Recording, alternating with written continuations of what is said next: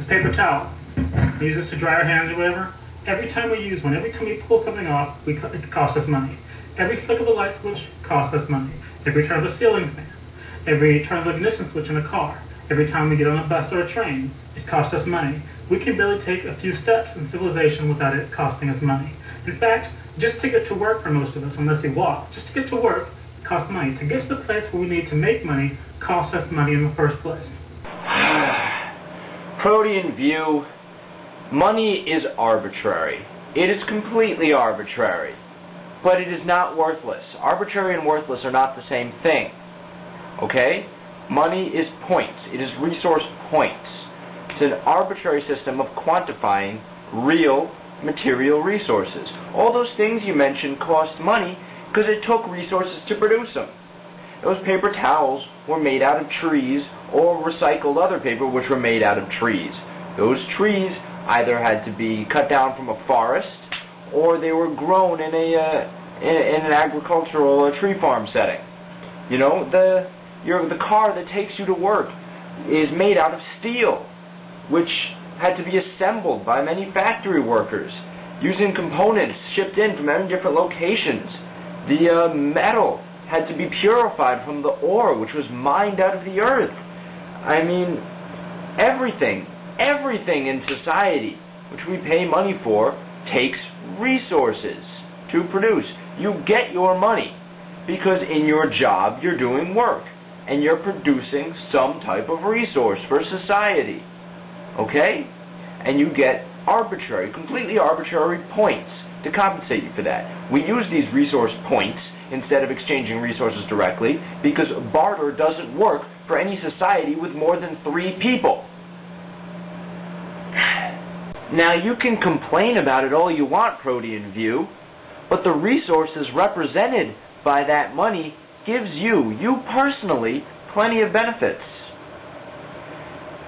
In a couple of your videos, I've seen this nice refrigerator in the background of your well-furnished kitchen.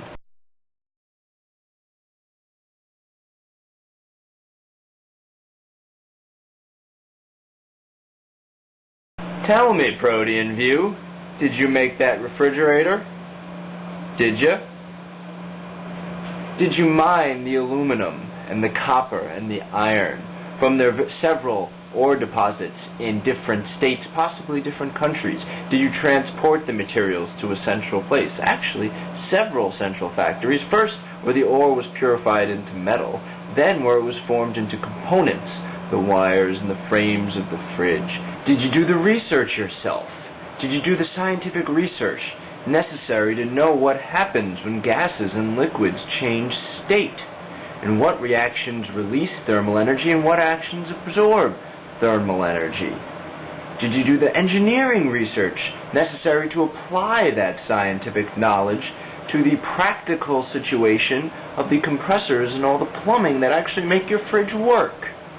I don't think you did all that research yourself, Protean view. You see, you are the beneficiary of civilization's accumulated knowledge. Be thankful for it. And furthermore, the electricity that fridge runs on. Do you generate it yourself? You have your own generator? Or do you get it from the grid?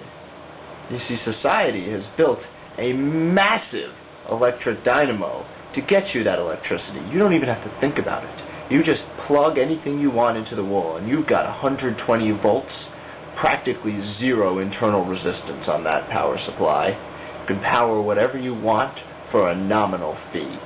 And oh yes, there's a greater than 50% chance that that electricity came from coal. Do you approve of that? Does that make you angry? Because you know there's no such thing as clean coal. Not yet, not on a large scale. And so that's not just releasing carbon dioxide in the atmosphere. Oh no, there's sulfur going up too, and mercury. Do you approve of that? Probably not philosophically, but do you say no to your electricity? Oh no, you don't. No, you keep right on powering your fridge, because if your food got warm, well, you might get an infection. You might get bacteria. It would spoil. That would be no good, wouldn't it? You can complain all you want, but you're still perfectly happy to take advantage of the wonderful resources society makes available to you. Of course, medical care wasn't so great at the time, but you have to remember, we didn't have as much pollution, there wasn't asthma, we didn't have problems with high fructose corn syrup and aspartame, we didn't have heart disease, there weren't diabetes issues. High fructose corn syrup! Aspartame! Oh my goodness! Aspartame is...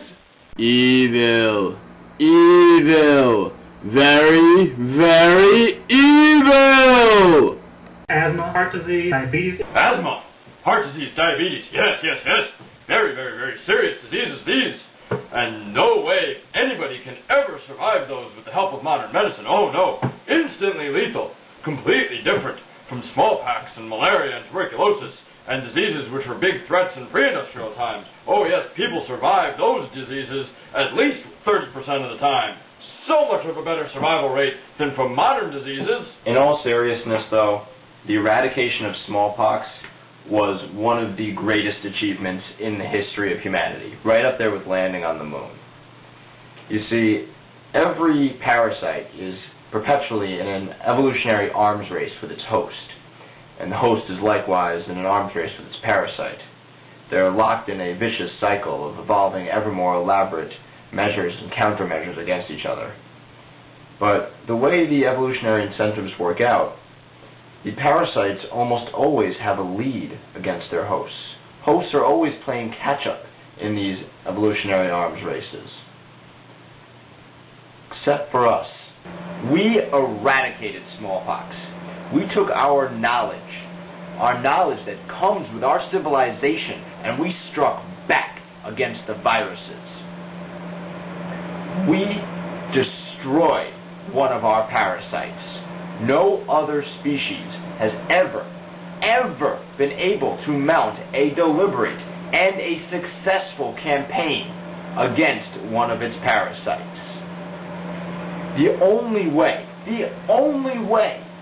smallpox could ever infect another human being, ever, is if we're dumb enough to use it on ourselves as a weapon in biological warfare. As long as we don't shoot ourselves in the foot, we're victorious. Humanity won, smallpox, nothing.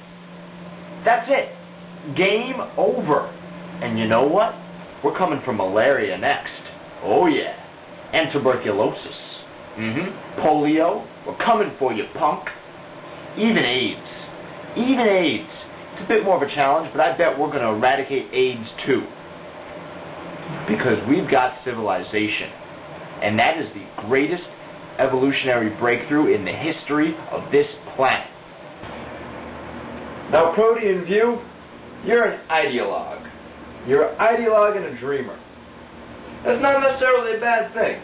You know, society needs dreamers so we can compare what is to what could be and see for ways that we can improve our social organization.